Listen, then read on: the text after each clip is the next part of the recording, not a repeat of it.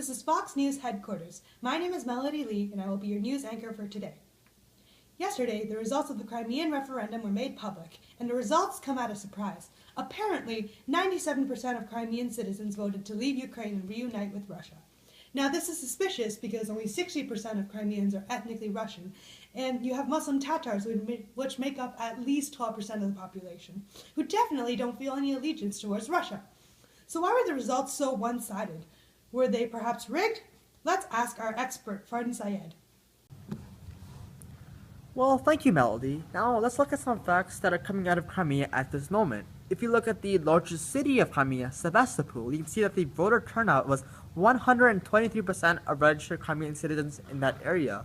And so not only does this statistic show us that these numbers cannot be trusted, but it also pertains to the fact that Russia, they've added in all these extra yes votes just to skew these results in their favor.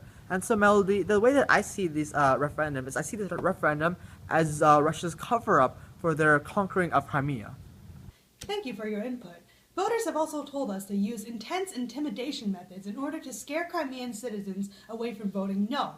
This is a clear coup d'etat by the Russian government, and if you're not convinced by what I am saying, let's go meet with one of our reporters in Crimea in order to hear the opinion of some Crimean citizens. I'm here in Crimea right now with a Crimean citizen, Amir.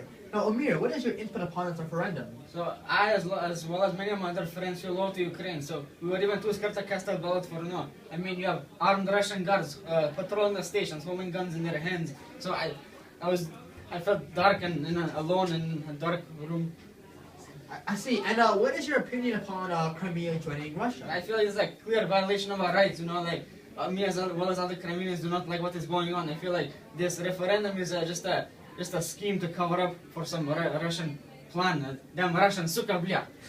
Thank you, Amir. Now back to you, Melody. There has been intense speculation into the validity of this referendum and the procedure under which it was conducted. So much speculation that countries of the UN, including the United States of America, have refused to acknowledge this referendum as legitimate and have denounced Russia on this horrendous act. Now, I think it's quite clear that Russia taking Crimea is an act of aggression, and if we are not careful, we could be facing another world war. Russia, such a big and powerful nation with historical background to be a pioneer in nuclear weapons, will stop at nothing to wipe out all the other nations in the world in order to get what they want.